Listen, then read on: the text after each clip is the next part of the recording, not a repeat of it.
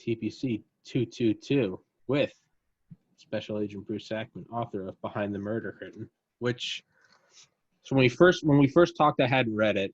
And then the second time we talked, I did read it, but because I'm a child, I don't retain well when I read. So because it's not on Audible, which I have scolded you for before, Yes, I went through and I found out how to get my phone to read Kindle books to me. It's in a robot voice. It's terrible. But by listening to it, I retained it all. Your book is terrifying. But before we go on, introduce yourself for all the new listeners. Well, I'm glad you said terrifying. For a minute, I thought you were going to say terrible. No, it's wonderful. Terrifying. Sure. Well, hello, everybody. My name is Bruce Sackman. I was the senior special agent in charge of the U.S. Department of Veterans Affairs, Office of Inspector General, Criminal Investigation Division for the Northeast United States. And what that fancy title, of course, means is that I was responsible for all major criminal investigations involving both the VA hospital system and contracting and the benefit side of the house for all the VA facilities from West Virginia to Maine. And I retired from that job in 2005. And then I went to work for a major healthcare system in the city of New York doing their internal investigations, which was really great. And for 10 years, I served as the president of the Society of Professional Investigators here in New York. So that's my life, investigations from A to Z. And really, I mean, investigating the most competent serial killers there are, right? Because it's not the crazy guy with the beer belly that's just, killing hitchhikers. It's these 007 License to Kill. It is handsome, intelligent, manipulative, and they know what they're doing. They're hiding behind all the other healthcare practitioners. I mean, really, demons. It's like it's written in one of the Sherlock Holmes books that says, physicians are the first of criminals. They have the knowledge and they have the nerve. Yeah. And that's well said. And, I mean, they're hidden amongst just natural death anyway, right? Totally. Because as we talked about, in a hospital setting, death, unfortunately, is a common everyday occurrence. Sure. That's why there's a morgue in a hospital. They don't have a morgue in every office building, but they have a morgue in a hospital because patients are very ill. And even though our most competent medical professionals may try their best, they can't certainly cure everybody of every ailment. Yeah. So death is a common everyday occurrence in there. Yeah. So if you are so inclined to murder somebody, it's a pretty good location to murder somebody where death is a common everyday occurrence.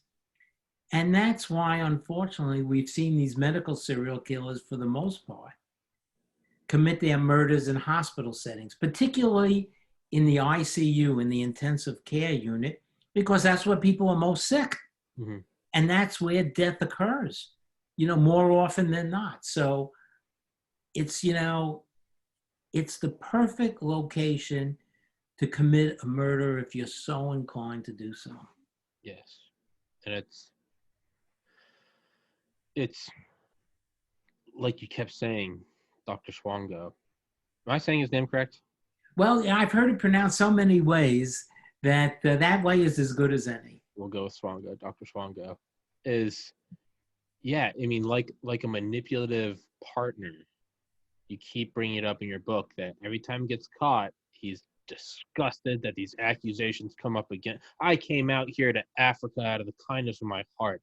I took the Hippocratic, and it's like you said, hospital. Even in Africa, the hospitals, they had their hunch, but it's like, how often does a brilliant American doctor just waltz on in and say, "Hey, I'm working," right? And it's so you're tempted by that. Absolutely, they looked at it as a great gift. Yes. That here we have this young American physician that came here on his own to help us. I could certainly understand how excited they were.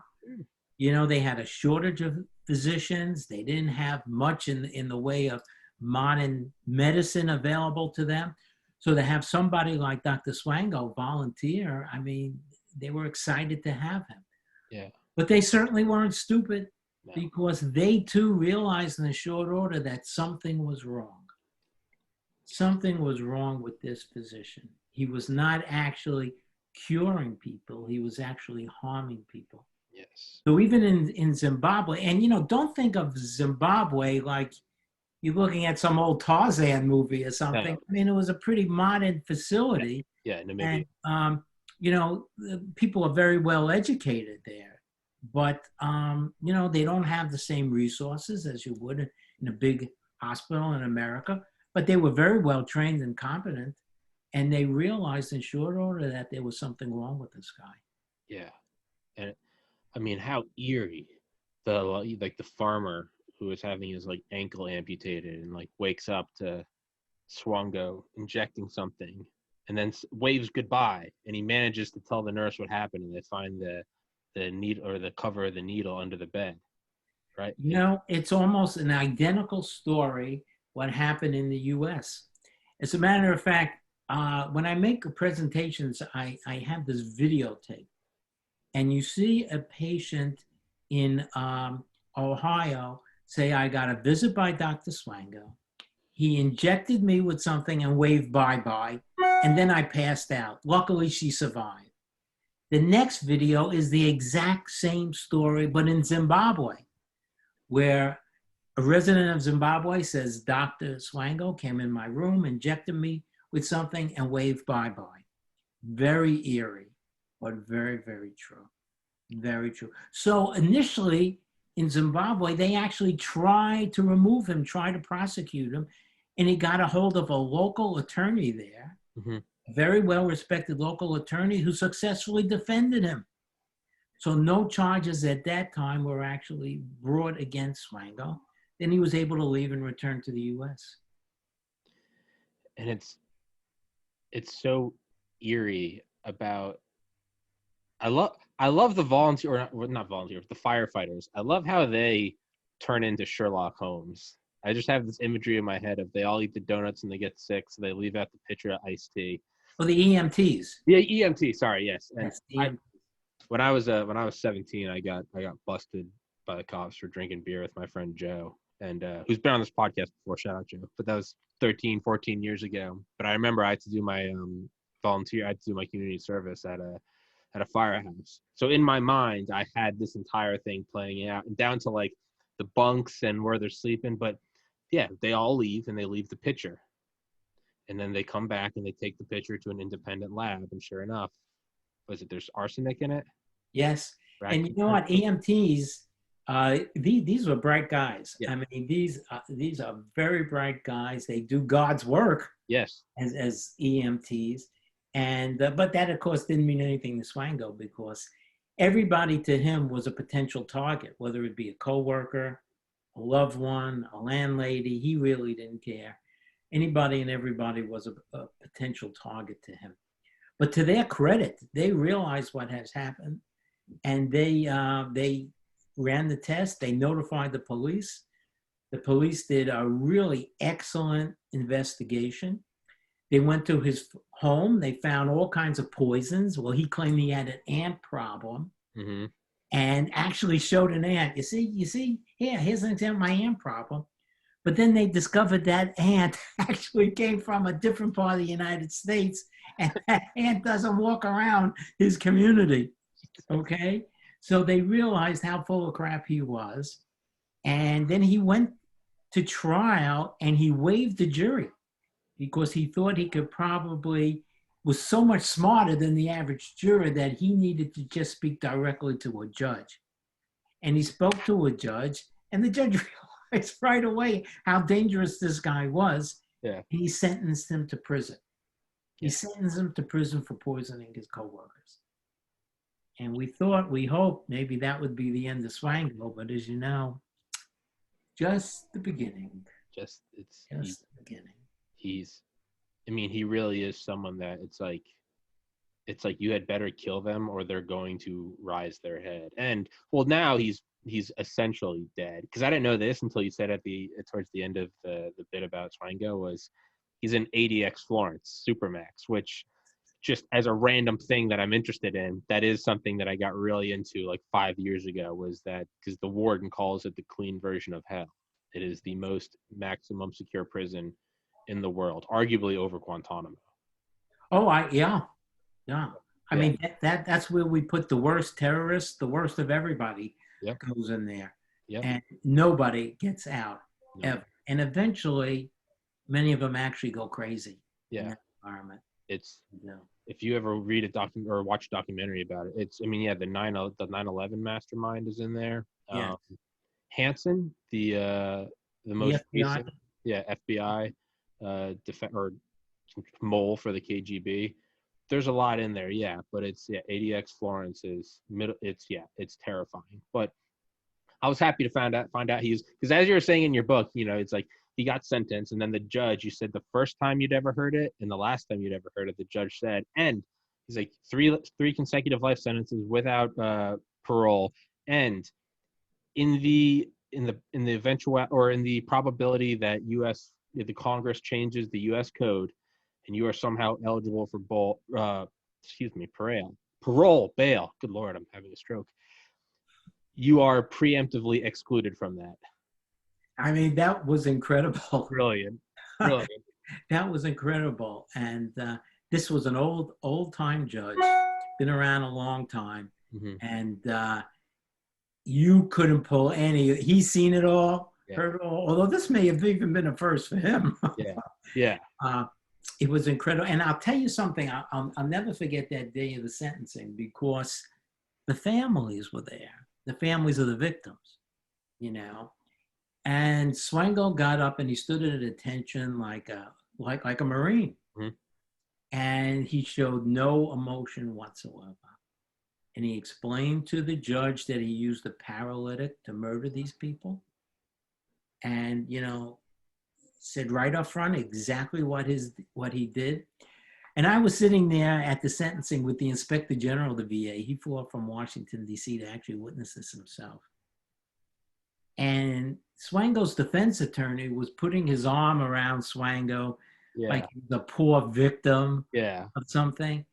And I thought my boss, the Inspector General, was going to get up and strangle this guy. He said he's right there. patting him on the back. I mean, he had some comments that he whispered that, were appropriate, but not to be restated. Yeah. But he was, that was something else. And then that was gone. He walked out. The marshals took him out, never to see him again. And then we went outside in front of the court, and the press was there, of course, and they were asking a lot of questions. And they spoke to the families, because the families actually had an opportunity at the sentencing to talk about their fathers. So they talked about their fathers and what they did in World War II and Korea, and how they were actually improving until they got a visit from Swango. And of course, it was very emotional. And the families, my heart always goes out to them. And I think probably the most emotional of the families I saw was not actually at the Swango hearing, but at Kristen Gilbert, Nurse Kristen Gilbert, because after she was convicted of murdering 4 patients, there was a separate trial to determine whether she should get the death penalty or not. Mm-hmm. Now, Massachusetts is a state that does not have the death penalty. But because the murders occurred at the VA, which had federal jurisdiction, she actually got tried in federal court. And in the federal court, there is a death penalty. So it was incumbent upon the prosecution to present evidence as to why she should actually be executed. Okay. Not that it's something that we really wanted to do, to tell you the truth. We were very, very happy with the conviction, and we knew that she'd get life sentences without the possibility of parole. She was a mom. She had some young kids. But it was incumbent upon the prosecution to make that case. That was their duty. Mm. And they showed the films and videos of all the victims. It was very, very moving. at Thanksgiving dinners, Christmas dinners, at their time in the service, put a real human touch on this. Because so much of the case was actually involved in the science. Yes. One scientist saying one thing and the opposing scientist saying something else. But here, when we were at the hearing to determine whether she should get the death penalty or not, the science was all past us. It was all past us. It was all about the emotion and the families and the suffering they had and how terrible it was on the human side of these cases. So the jury was out for a while. I don't remember how long, but they came back and they said no death penalty. And we were actually fine with that. We were actually kind of happy about that, to tell you the truth. It's not like we were bloodthirsty. Yeah. But you wouldn't know that if you read the newspapers, because the defense had made this argument that we were like Nazi war criminals, and we were going to hang these people in the town square, Yeah. and nothing could be further from the truth. Yeah. The prosecutors were just doing the job that they had to do, and they were very, very professional. I mean, out of all the cases that I had, that was one of the best team of prosecutors and investigators I have ever seen put together, ever. Okay. Everybody got along great. There was no interagency fighting, which happens. FBI, you've made very clear. It happens. It happens. But none of that. It was all business, very, very professional. And it was really, really a great case and a great experience, but it took a long time. I had one agent assigned to the case. I don't know, years maybe he was on that case. And I always had to defend him from the bosses that were saying, why is he just working one case? Why can't he work other cases? Because all law enforcement is stat driven. All right. They all want to know how many indictments, how many convictions, and here's somebody tied up just on one case. Yeah. But it was a super important case, and it worked out really, really well. And it's really a great example. As a matter of fact, the prosecutors got the Attorney General's award, actually an award from the Attorney General for doing that case, which they clearly deserved. One prosecutor became a federal judge. Okay. Involved in the case, yeah. Terrific case. And so I was thinking, so Swango's killed all these people. I mean, if it wasn't real and it wasn't so horrible, it would almost be comedic. I mean, in the loosest sense of the word, it would because it's like, how does this guy keep doing this, right? It'd be like if you crashed, I feel like if you were a Delta pilot and you managed to somehow crash 11 747s, like if there wasn't so much death involved, at a certain point you'd be like, how is this guy still employed? Right? It's at a certain point, it starts to get a little you're just listening to again and again. And you're like, everywhere this guy goes, people just die, which got me thinking, how do they differentiate between just malpractice, between malpractice and or incompetence? Maybe this guy really shouldn't have got his medical degree, and being an MSK, a medical serial killer. No, that's a great question, and it's often asked, and sometimes it's not so clear, but I could tell you what usually the demarcation line is, okay? A couple of things. One is that we find that these patients were not expected to expire when they did. Yes. Natural death, it's like shutting off that fan and the blades gradually slow down. If you ever had a loved one in the hospital, that was near death, you knew it. Yep. The staff knew it. It wasn't really a shock. But this was just an opposite situation with these people. They were bright one day, and the light was turned off the next, just like a light bulb. Bright, and you turn off the light bulb, dark. Not expected by the staff or the family.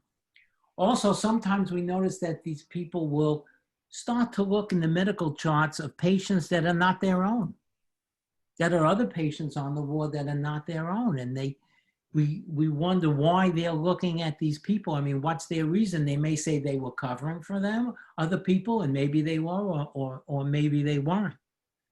And then finally, what we do is that we make a determination that after the patient got a visit by this healthcare professional and expired, was there some medication given to them that they should have never had received?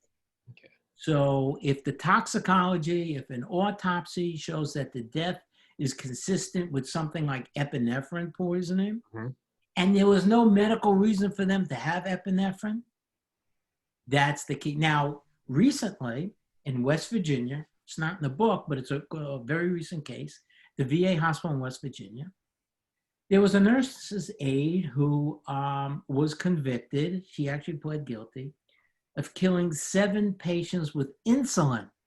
Jesus. Insulin is actually a very common murder weapon, Really? believe it or not. And one of the reasons why it's very common, because it's not a controlled substance. Okay. So there's not a great way to log and track who takes out the insulin and who gave it to who when, all right? And there were a lot of lapses in the pharmaceutical controls in that hospital of the insulin. So she used insulin and admitted to it. There's also a nurse in Canada, a very famous case of a nurse in Canada that killed 8 people with insulin. So insulin sometimes is a drug of choice. In fact, another famous serial killer, Charles Cullen, in Connecticut and Pennsylvania, he started out with insulin, and then he graduated to digoxin, which is a drug that's used for cancer. So insulin is a common thing, but again, these people, there was no medical reason for them to have insulin, no medical reason whatsoever. Taking that. And that those are the things that separate somebody from an incompetent physician. Let's say you're my patient, and I prescribed the wrong medication for you, and I had good intention, but I really screwed up because either I'm not educated or I'm on drugs myself or something. That's what kind of separates that situation from your medical serial killers. So are there things that are not traceable? Because Yes, they don't have, the metabolites. Well, I'm going to tell you a story. I'm going to tell you a story about a drug called succinylcholine. All right. Succinylcholine, they call it Sux in the hospital. Yep. It's a paralytic. Yeah. It's actually used to put a tube down. It paralyzes you so they can put a breathing tube down. Yep. Okay. Succinylcholine is not traceable in embalmed tissue. However, there was one case where we were led to believe that a new test could show it. Now, Swango, interestingly enough, we believe that he used succinylcholine, and he just said he had used the paralytic. He didn't actually identify the paralytic. So we said succinylcholine, and he said, yes, I used the paralytic. But was it actually succinylcholine or not? He did not admit to that. And the way we came up with succinylcholine is that there's a firm called National Medical Services in Pennsylvania. They're the largest private forensic firm in the country. Excellent firm, top people, A+ all around, right? And when it was suspected that succinylcholine was used, I said to the president, I said, do you think you could actually find traces of succinylcholine in embalmed tissue? I mean, these people are all dead and buried.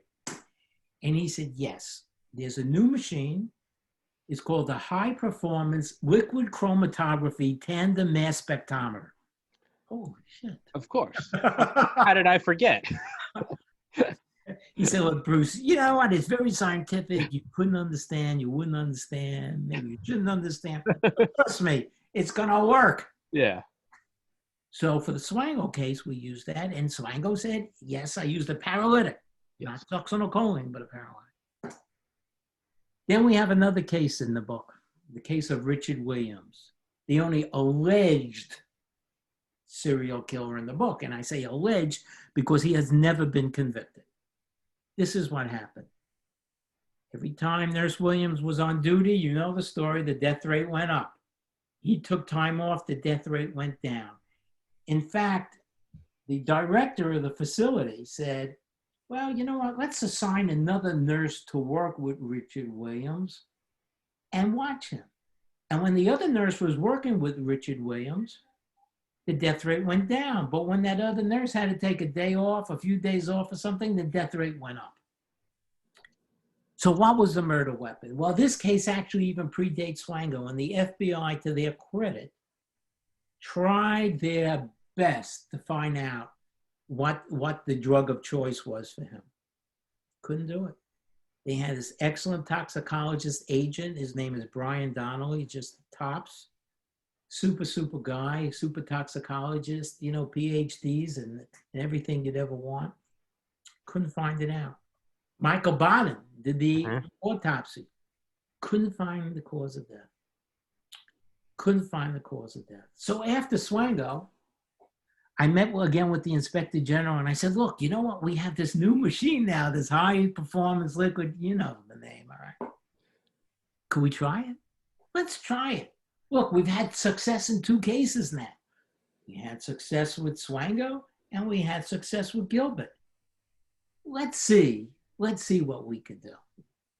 Okay.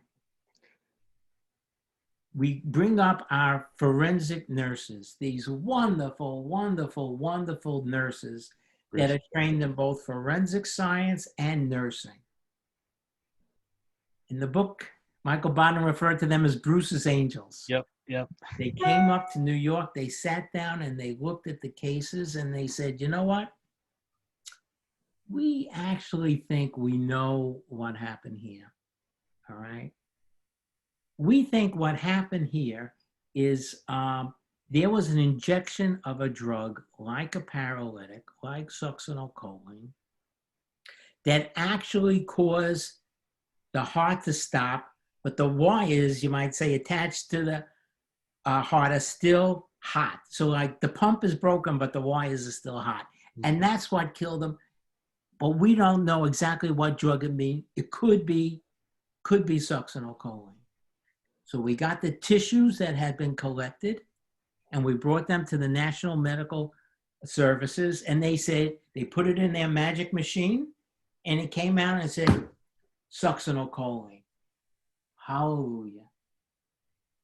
Now, Richard Williams, who had left the VA and then went to the private sector, and when he went to the private sector, guess what happened there? The death rate went up as well, okay? So we convinced the local prosecutor. Now, this is an interesting story here is because VA hospitals come in 3 different judicial flavors. Okay. The first flavor is exclusive jurisdiction, like a military base. The police cannot come on that base unless they are invited, all right? It's the exclusive territory of the United States. That's one flavor. That's the way Northport was, where Swango was. The next flavor is concurrent jurisdiction, where both the feds and the state can share jurisdiction. That was the case with Gilbert, and it went federal because of the concurrent jurisdiction. The last and the rarest of the 3 flavors is something called proprietorial jurisdiction. Proprietorial jurisdiction means that since we're only renters, so it's the jurisdiction of the local city, state. It's not federal jurisdiction. And when the FBI went into the case, they went into the case under the guise of it being a civil rights violation, which only has a 5-year statute of limitations. That 5 years was up. It was up. So there was no more federal case to be made. So what had to be made was a state case. State case of murder, that you could do forever, all right? Because, you know, state murders investigate forever, all right? There's no statute of limitations. Yeah. So we convinced the local prosecutor to indict Richard Williams on 13 counts of murder, saying that he used succinylcholine. Now, before this, very interesting, one of the families or one of the victims had sued the VA claiming that Richard Williams had intentionally killed their father. Now, civil case is different than a criminal case.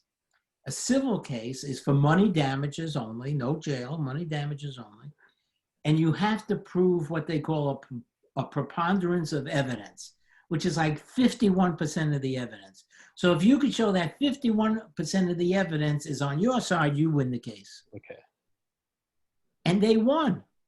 They won a substantial dollar amount against the VA, claiming that one of our nurses, Richard Williams, had murdered their father. But that was only a civil case. Now, interestingly enough, Michael Baden and the FBI agent had to actually testify for the VA, saying, we don't see what the murder weapon is. We can't find what the cause of death was. But in spite of their testimony, the family actually won the lawsuit. So now we're going into the trial. All right, we're ready. We got 13 counts. This guy is locked up. We're very excited. Airtight, got him. But since the science is relatively new, and there's always a danger with new science, I must tell you, it had to be peer reviewed, and the FBI peer reviewed the science, and they cannot successfully replicate what National Medical Services had done. Because they found that succinylcholine under the testing that National Medical Services did was like everywhere, even in a calf's liver, and there should be no reason to have succinylcholine in a calf's liver. And based on that, the prosecutor withdrew all the charges against Richard Williams. Now, I had argued that the deaths were consistent with epinephrine poisoning, so we didn't actually have to show that there was epinephrine poisoning if we can't. But the prosecutor from Boone County, Missouri, okay, who's now a judge there, declined to move forward with the case. I understand. Listen, it's not. He said, "Hey, Bruce, if you think it's so good, you go prosecute him." Well, look, I'm not a prosecutor, you know. But I could see that I was not making headway. Sure. Although I tried. So what happened to Richard Williams? Well, he's not in the healthcare business anymore, but he's still roaming around. And he's not the only serial killer, you know, to escape justice. He's not the only medical serial killer. The nurse in Italy, who we talked about last time, who used to take selfies with herself and the victims, she escaped prosecution as well because of the science, you know, because the patients did not die like immediately after seeing her, like a week later. And they said because of that, they cannot make a nexus that the drug that she used, potassium chloride, was actually the murder weapon. So she was acquitted as well. So listen, like every other murder case, sometimes there are acquittals. You know, do I think Richard Williams murdered these people? I do. But I must say, you know, that he's a free man, and is just my opinion and my feeling on the subject. But he's innocent until proven guilty, and he wasn't proven guilty. Can we circle back to that girl who took? Can I take 30 seconds to use the restroom? I'll cut this part out. Sure. sorry, Bruce. Too much water.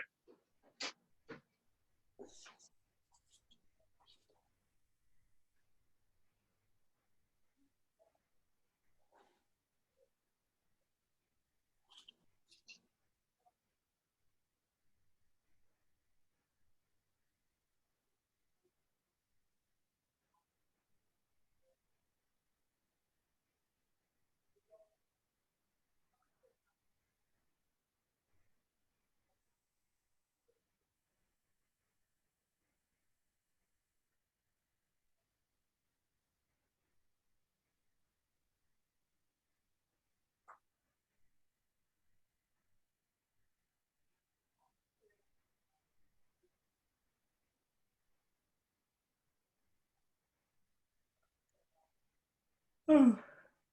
And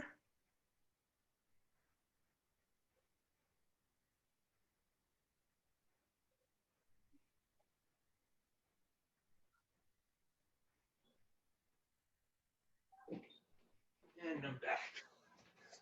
Sorry about that. I've gotten the first like 50 episodes. I was so bad about always using the restroom, and I got really good at cutting out drinking tons of water. But I don't know, maybe there's some subconscious thing where, because you were in the first 20 guests. There's some subconscious thing I find where I have on, like, if I have on my early guests again, I end up somehow drinking. It's like muscle memory, and I find myself just like going to the bathroom. I'm like, why the hell has this happened? But you didn't ask, and neither did anyone else. But the girl, the selfie girl, you said we talked about that, but I don't remember talking Well, about I'll tell you the story again. Please do, because that's what the hell is that? So in beautiful Italy, and I love Italy, it's such a beautiful country to visit and go to. Yeah. There was a nurse, her name is Daniela. Daniela is 41 years old. She was arrested on the suspicion of killing 38 patients. Just 38, okay? And if you saw a picture of her, she's like a real cutie, you know? And I guess she photographed really well because she loved to take a selfie of herself and the patient she had just murdered. And the reason why, she told people that, they were annoying. They kept ringing the buzzer and all that. So finally, the co-workers got very, very concerned, and they went to the police.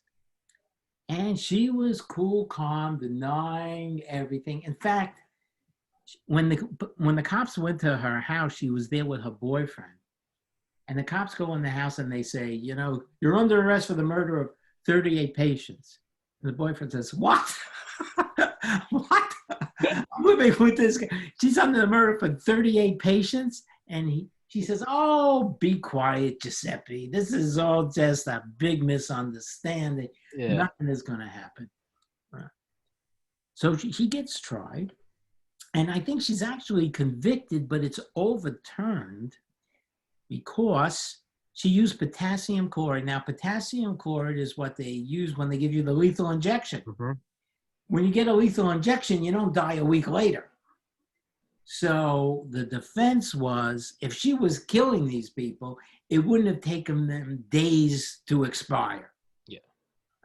And that was a successful argument that was actually used. In fact, she had actually treated a relative of the nurse, the relative of the director of the hospital who died. So holy shit. She actually did. So what she's doing now, I do not know.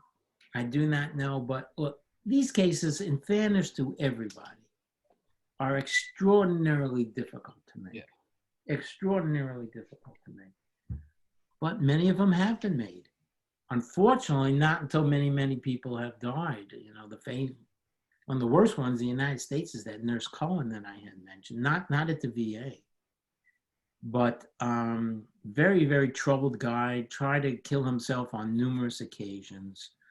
Was a nurse in Pennsylvania and New Jersey, always suspected of doing something, but moved on before a formal investigation was able to prove anything. And then finally, one of his co-workers notified the state. They did an investigation, and he killed at least 60 people. But like I say, with these serial killers, they kill so many people they can't remember themselves, even when they want to cooperate. Yeah. How many people they kill? They just can't remember. I mean, especially Swangel killed people all over the world. I mean, I have not found in any of the cases a diary kept of the murder victims. Like, I murdered this person on that date, this person on that date. That I have not seen it in any case that I could think of anywhere. All right. They just kind of go on to the next, and I haven't seen any evidence of recording the incident. That I haven't seen. And these medical serial killers, the MSKs, do they keep tokens? Like a lot of serial killers will keep tokens, or do these guys really just ice them and then leave? No wristwatch. The only case of taking tokens that I'm aware of is Harold Shipman in England. Dr. Shipman killed about 300 patients. All right. He made house calls. This wasn't in a hospital setting. He made house calls, all right? And he would help himself to their jewelry or other personal effects. And I think it was just because for financial reasons more than for token reasons, all right? And the way he got caught is he actually changed the will of one of the victims to make himself the beneficiary, which didn't go over too well with the victim's family. The actual beneficiaries. Right. Little thing, yeah. One thing led to the next. Now, just to show you how difficult it is to prosecute these people, Dr. Harold Shipman was the only physician in the history of England, going back to, I guess, the Norman Conquest, to ever be successfully prosecuted for murdering his patients. Really? Okay? Yes. So that gives you a little bit of a peek into the history of these cases and how difficult they are to make these cases. Yeah. And I think sometimes, honestly, we get lucky. Sometimes, people, the guilt finally gets to them and they agree to plead guilty, but it's very difficult during an actual trial to sometimes prove guilt. Like Kristen Gilbert. Now, this is what happened with Kristen. Kristen Gilbert was a trial. She didn't plead guilty. Kristen Gilbert trial lasts for 6 months. Can you imagine a trial lasting for 6 months, day in, day out for 6 months? Okay. It was witnesses and experts. She had her experts saying that our science that showed she used epinephrine was bogus. We had our experts to say that the deaths were consistent with epinephrine poisoning. It was a real battle royale, okay? And that lasted for 6 months, and the jury came back and said she was guilty for the 4 murders and a number of other attempted murders and other things that almost don't make a big difference in the big scheme of sentencing. So, but 6 months of trial. Now, first of all, how many prosecutors even have the resources to do that? Yeah. I mean, the federal government, we had the resources, okay? But could you imagine the cost of this trial? The millions of dollars it cost in lab work, in testimony, in investigations. And of course, we have to pay for the defense too. And because it's a capital case, Kristen Gilbert was entitled to the very best defense. Defense attorneys who are skilled in capital cases. Not somebody that, used to do just insurance fraud and now they got a capital case. No, somebody, so she had quite a team, including private investigators as well. So it was a very, very fair trial. Very fair trial. And the people on the jury, they were attentive. I mean, I didn't ever saw anybody nodding off or anything. They were very attentive throughout the whole 6 months of the case. It was quite an experience, as you could imagine. Yeah. Quite the experience. Now, do you think that we kind of touched on this last time, but it's got to go back to it because it's still obviously it's still current events. Do you think that there are any professionals taking advantage of COVID to mask their serial murders? 200,000 plus dead just in the United States. I'm looking at it purely from the psychopathic mind of someone that just a swango. This has got to be a godsend to them. Well, if I was swango, I would take advantage of it. If I was around now. Am I aware of any cases? Not yet. Do you think? Not yet. I'm not aware of any cases yet. But just because I'm not aware of it doesn't mean it hasn't happened.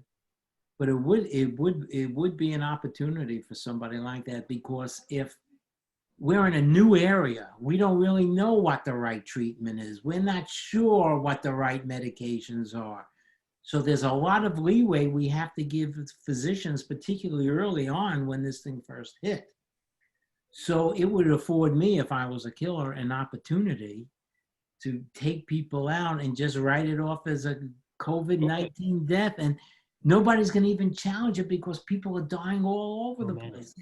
You know, early on when the crisis really hit New York, I mean, it was really terrible. It was really terrible. And look, physicians just really didn't have the knowledge of what was the best way to treat this thing. So yes, it would provide a perfect environment for somebody that was so inclined to murder people. Did that happen? I honestly don't have any evidence of that, but I may not get the evidence of it because sometimes these cases don't surface until weeks, months, even years after the fact. Somebody could go back and look and they could say, wow, why did all these COVID-19 patients seem to expire when Dr. Tommy was on? Yeah. You know, why him? And when the other doctors were on, you know, the death rate was at a certain level, but when Dr. Tommy was on, the death rate was really high. And what was unique about these patients that he had that just made them so sick that they expired? Somebody's going to take a look at that at some point in time, and we'll see what surfaces. Be very interesting. And this is another question that, I mean, there's no way you could have facts or figures on, so I'm asking you to just speculate wildly. But I was just thinking, what would be another area where you can get lost in the chaos? And it just kind of hit me. What if you were a combat medic? I mean, who the hell is checking over you? You know? You know, unfortunately, I think that's one of the reasons why Swango loved being an EMT more than a physician. Yep. Because here he is at the scene of an accident, attempted homicide, strangulation, poisoning, God knows what. He loved every minute of that, every second of that. That's right. And that, you know, and yeah, so that's definitely an opportunity. Yeah. Definitely an opportunity. I think one of the most unique cases, though, in the book is the case of Dr. Charles Cornack, the fellow who put people into medical research that didn't meet the standards to be in that research, and they died. That case really kind of bothered me a lot. I mean, they all bother me a lot. Yeah. But it's something about that case that to this day still sticks in my craw. Because you know what? Cornack, unlike the other medical serial killers, have an opportunity to sit down with the family and the victim and persuade the family and the victim that the course of treatment he's giving them is going to save them, is the best thing. So the other serial killers, well, person coded, they went in, boom, boom, boom.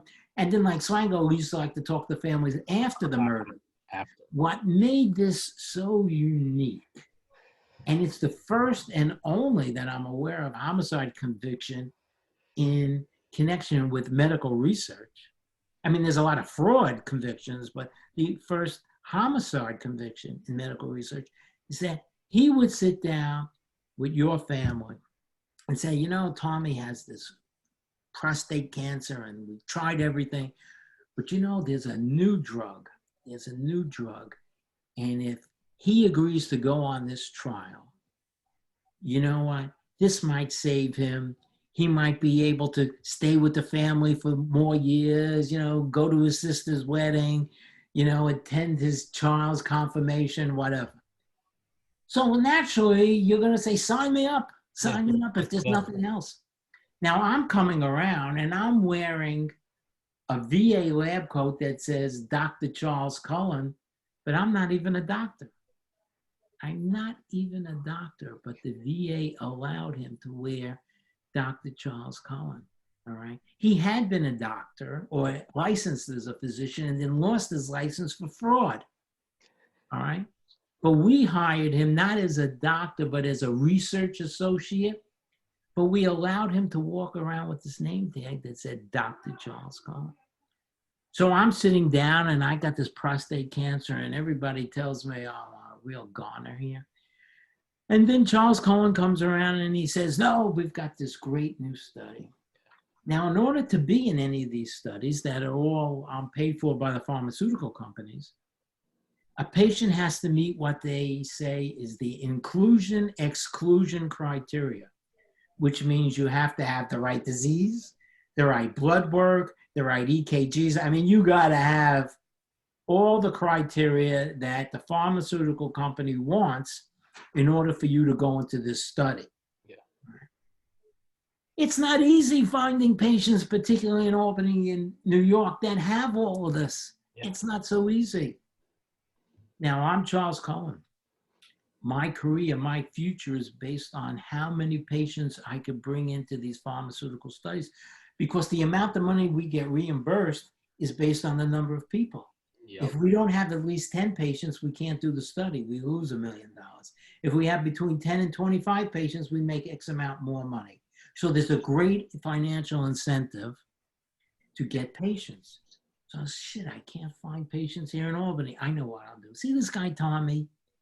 He has prostate cancer. He doesn't really meet the inclusion-exclusion criteria, but he's in the ballpark. So you know what? We have the medical records of this guy, Bruce, who actually did meet the inclusion-exclusion criteria.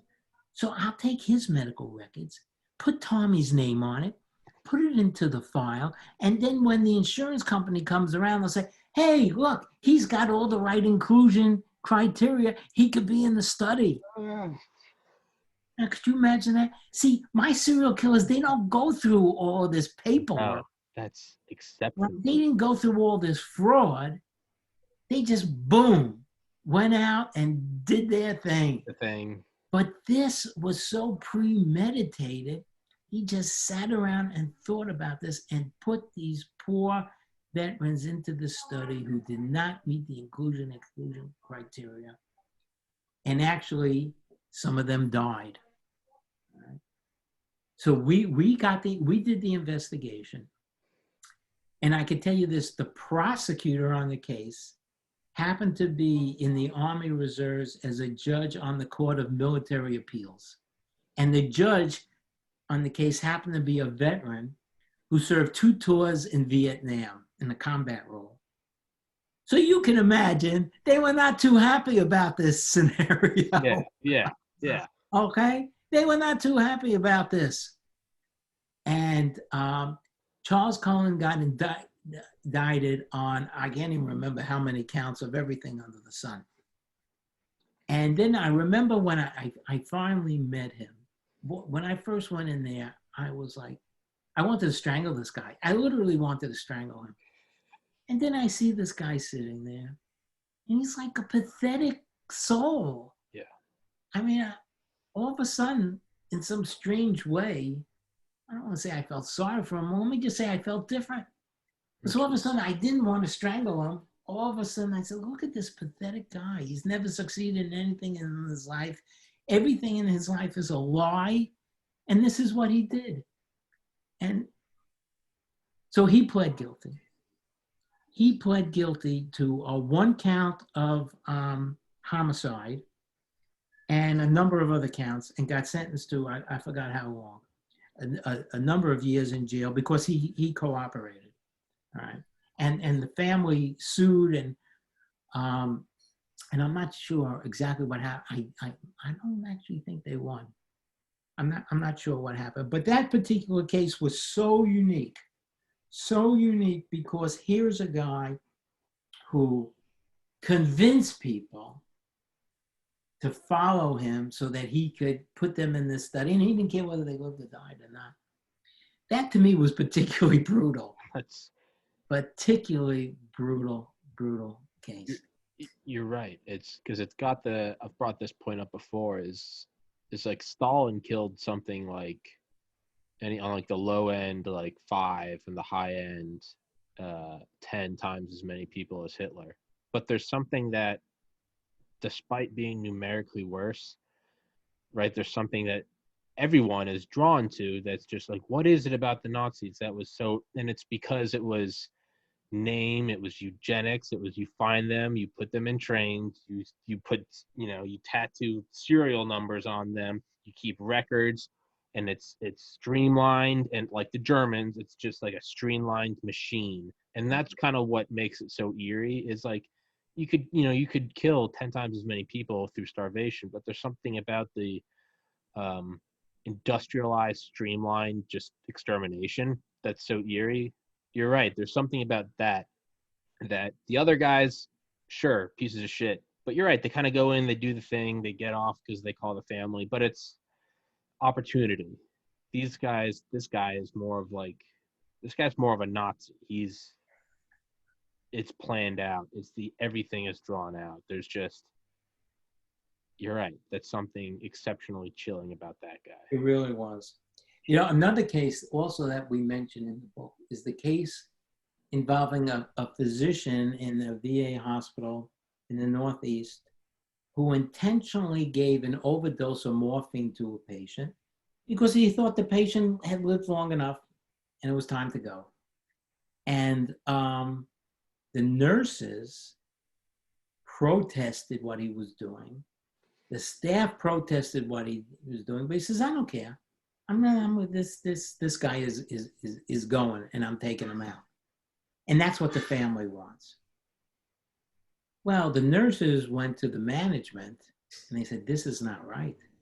Who appointed this guy God? Yeah. You know, he just can't take people out. And the family, they said, we never had that discussion with the doctor. We never said to him that, you know, Dad is suffering so much that we want to take him out. Yeah. We never said that. So what happened was that we decided to do an investigation. And there was a morphine pump.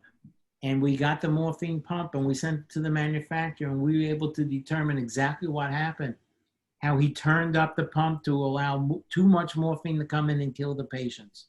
All right? So I said, wow, this is a really good case. Let's contact a medical ethicist and get her opinion on this. And she said, this is absolutely wrong. This is murder. He should not do this. He had no authority to do this. Let's go to the United States Attorney. We went to the United States Attorney, and she said, I'm not going to prosecute this. I said, why? She says, well, you know, the guy was near death, and I don't think we're going to necessarily be able to convince a jury that it was an actual murder because the guy was suffering and all that. And then I did something I did once and I would never actually do again. I used to teach this course at the Federal Law Enforcement Training Center called How to Present the Case to the U.S. Attorney. So if you're an agent, you do an investigation, there's a little art to how to present the case to the U.S. Attorney's Office because they get a lot of cases. Why should they choose your case to prosecute over somebody else's? So I used to teach this art on how to do this. Yeah. And one thing I always used to teach, I said, if the U.S. Attorney says no, don't ever appeal that decision because I'll never take another case of yours again, ever. Yeah. I went against my own teaching. I went to the main justice in Washington, D.C., and I appealed the case. I said, I think, and I laid out the whole thing. Michael Baden laid out the whole thing.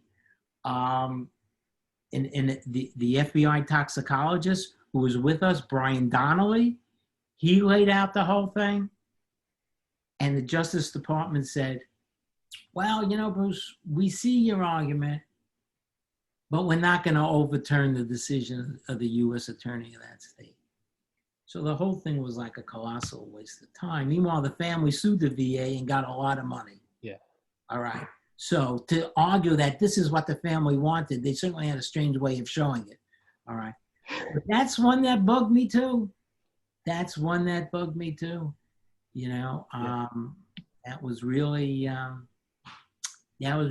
very troubling to me, you know. Yeah. So I went against my own teaching and I paid the price. I was gonna say, damn it, Bruce. I was saying, man, if you really wanted to go higher up the rabbit hole, how do we not know that there's not an investigator like you who is a serial killer? in that he overlooks serial killer, or is that too tinfoil hat? Well, you know what? I think there are investigators who are intimidated by the whole process of doing this type of investigation. Not all. Most will take it as a challenge, but there are some. Look, cops didn't become cops because we're good in chemistry and biology, all right? So we're easily intimidated by the science. Easily intimidated by the science. Cops don't want to do investigations in hospitals. They don't understand the hospital's policies and procedures. They don't understand what this HIPAA law is all about. You know, whether you need a subpoena, what you can get, what you can't get. Does it have to be a subpoena by a judge? And when the hospital comes back and says, well, we did an internal investigation already and we found nothing wrong, that's an easy out. Yep. An easy out for many investigators to move on. Even many good investigators to move. It's not like that's the only one they're sitting around and that's the only case they have. They have a lot of cases. Yeah. They have a big inventory of cases. So if they can move this one aside because the hospital's internal investigation showed what it did, some, not all, will move it aside. Yeah. They will do that. Yeah. Yeah. I mean, that's like my own social anxiety, where like I'll call guests, I'll find their numbers or their emails, and I'll try to get a hold of them, and then I'll call them. And despite like going after, like I want to get this guy on the podcast, I'll be calling them, and it will go to voicemail. I'll be like, oh, thank God, I don't have to talk to him. And I'll be like, what the hell is wrong with me? Like, why am I doing? No, why am I in this field? Social anxiety is very common. Yeah. So that was my stupid question. We touched on this last time at the very end, and I know I only got you for 3 minutes, but I might have to keep you for a couple minutes over, just a couple. At the end of our second episode, I'm always good at remembering which numbers they are, but I'm drawing a blank. We talked about you looking. This is a complete 180, but we talked about you had something to do with the wreckage of the World Trade Center. Yes. Remember? And there was a whole bunch of different, obviously the wreckage was brought like across the river. And I remember you saying, vaguely remember, I should have watched it again, but all these different departments were there. All these, you know, they're foldable chairs with their names on them. And there's the one that didn't have names, and you thought they're the CIA. But what jogged my memory was in your book, it was just like one line off to the side. It was the building you were in. There were rumors that the CIA had their own office, which the CIA all over the nation, they do have secret offices. That's not a conspiracy. And they have their own stairwells, their own whatever. Yeah, that's no conspiracy. Which just jogged my memory. Not that those two are related. But can you touch on that again? Because last time you said I'll bring it up next time, and I completely forgot to bring it up until now. I'm at the end of this one, and I've screwed it up again. But sure. So 9/11, my office was on Houston Street, about a mile north of the World Trade Center. I'm on the phone speaking to my agent in charge of an office up north, and somebody says, hey, Bruce, a plane hit the World Trade Center like everybody else. It was such a clear, beautiful day. I thought it was a small plane. Yeah. And then I go downstairs and I see the damage. Then I see the second plane hit. And the next day, we go to the site. That day, we actually went to the VA hospitals because we were thinking that people were going to come in and maybe we could help. But nobody came in. 1 or 2 people came in. Nobody came in. Next day, we went down to the site, and the site, we had no equipment. We had nothing.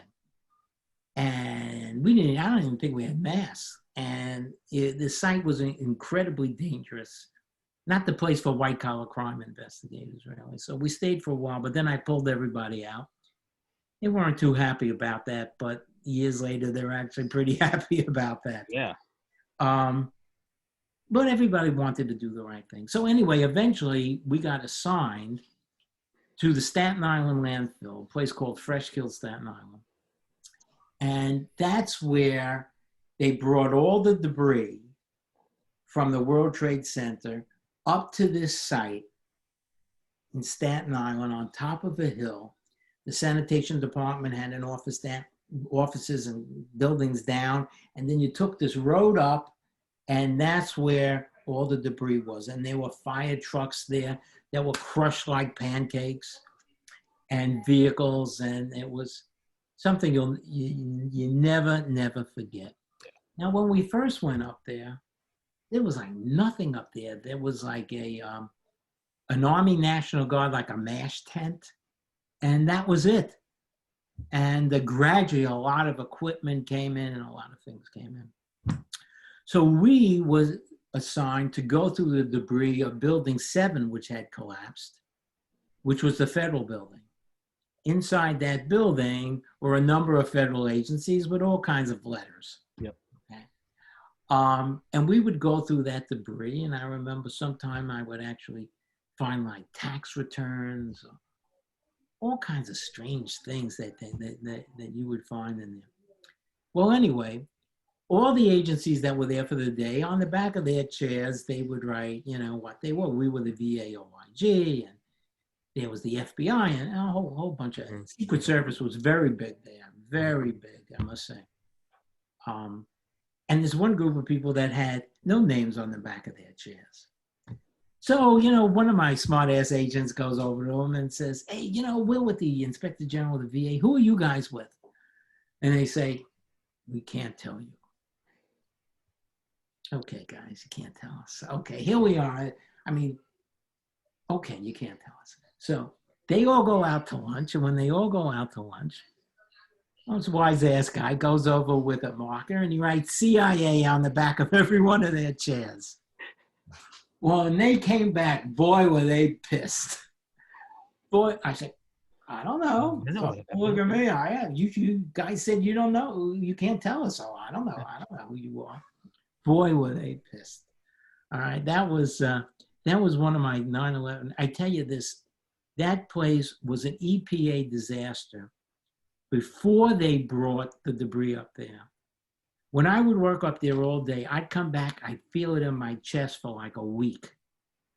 It was extraordinarily dangerous because they had these earth movers, and you could be walking down the road and earth movers behind you and you couldn't even hear it. I mean, I'm surprised more people didn't get hurt there. I mean, there were guys working up there that didn't even have tetanus shots. I mean, initially it was very rough. And there were some people, not my agency, particularly Secret Service and NYPD, some of the same people that were there every day for a year. I don't know if they survived that. I honestly don't know. I remember the Secret Service guy. He was there every day. I went there. And I tell you the truth, I try to avoid going there. I had to go there a couple of times a month. A couple of days a month I would go there. I had agents that were there more. But I knew, because I felt it in my chest, how unhealthy that place was up there. And one time I brought the Inspector General up there, and I brought Michael Baden up there, and they would actually have a booth of where the forensic scientists were. And if you would locate some debris and you weren't sure if it was a human part or not, because sometimes you couldn't tell because things were so charred and everything, you would bring it to them and they would make a determination whether it was human or not. So look, it was something that had to be done, but I'll tell you this, my heart goes out to those people that were there day in and day out. I mean, it was not a pleasant place to be. No. It really wasn't. I mean, once in a while.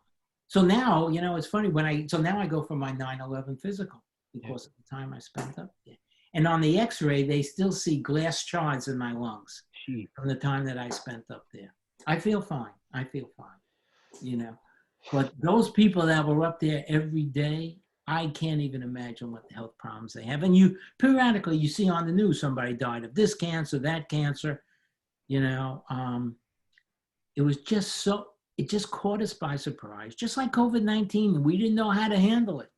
It was just an experience that we did not have. And they had these like conveyor belts where the debris would go on and then it would shake and then it would go down in a basket and you would see what you got from it. And I mean, the men and women who worked up there, of course, the site as well, would just incredible. I mean, when I went on the site on day 2 and finally got to, you couldn't get, if you're familiar with the city, you couldn't get south of Canal Street without boots and a mask. I mean, it was just impossible. And I saw the firemen there, and you wanted to say something to the firemen. You know how many firemen were lost. You wanted to say, I couldn't even get the words out. I didn't even know what to say to these guys. Like, you see some of them sitting or staring, and I wanted to go over and say something. I found myself speechless. I just didn't know what to say to them. The site was unbelievable. Literally every American should have had a walk through that site, Yeah. just to get a sense as to exactly what happened, because you see it on TV, not the same. Yeah. Not the same. To actually walk through that site. And that's why I took the IG, the Inspector General, great guy, through that site, along with the captain in the NYPD that I knew, who took us around. And it was surreal. Yeah. It was just unbelievable. You saw the famous picture where what part of the building is standing up and the cross was there. And, you know, and every once in a while, it was so early that they'd still on occasion find the body and bring a body out. Then all the work site would stop, you know, and it was done very respectfully and very, very formally. And it's just something you can't forget. And I know a number of people that got hurt down there, really seriously hurt, but luckily they survived. You know, the interesting thing is I was actually invited to a conference to be held, either was a day or 2 days after 9/11. I don't remember now. And I had that invitation. I kept that invitation for years. It's like you're invited to a conference at the New York Port Authority, and it was on either the 12th or the 13th. I don't remember that. That's how close I came. And my sister-in-law, she was in the building when the first bombing, remember that it was an early, the first bombing. So that was close enough. But it was an experience. It was an experience. And to all the people who work down there, they really are heroes. Just they just did an incredible job. And I don't consider myself one of those heroes, not at all. The people who were really down there from day one, people stayed there like all week. I mean, you could smell the debris in my office a mile away 6 months after the collapse. 6 months after the collapse, you could smell. So that gives you some kind of idea of the health problems. Now look, are there people that are going to take advantage of it? Are there people going to lie about it? Are people going to commit fraud over the benefit? Of course there are. There are at every disaster. Forever. All right? Every disaster. And that's so hurtful because so many people really deserve all of these benefits. I'm just thrilled I get a free physical every year. I'm just thrilled about that. Yeah. But some people really got hurt, and of course, some people lost loved ones. It's terrible. Yeah. I've had a guy on here before who I know from the gym, Tony Tedeschi, who was a firefighter on 9/11 in New York, and yeah, he talks about going to Ground Zero and removing rubble, and finding one of his friends who was still alive, and they were trying to get him out, and the rubble shifted, and he died in that process, like a couple of days after. Yeah. They never found a shred of him.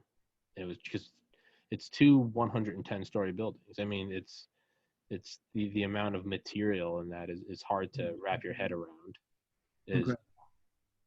Yeah, it was insane. Well, thank you for that last story. I would at least let's end on a high note. All right.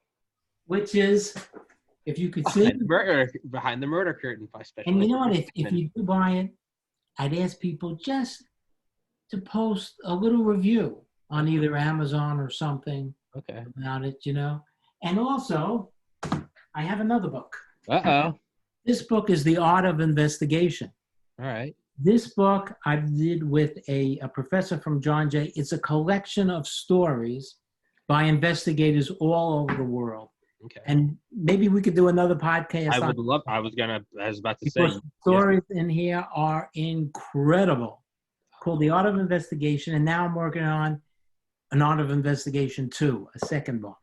I will get it. But the stories in here are really incredible stories. I will get it. But that's my commercial. I love it. I will 100%. I'm not just saying that. I'm not blowing smoke up your ass. I will buy that book after this episode, and I will put it on Kindle and have Kindle read it to me. But on that note, Bruce, you are going to record an audiobook, or so help me God.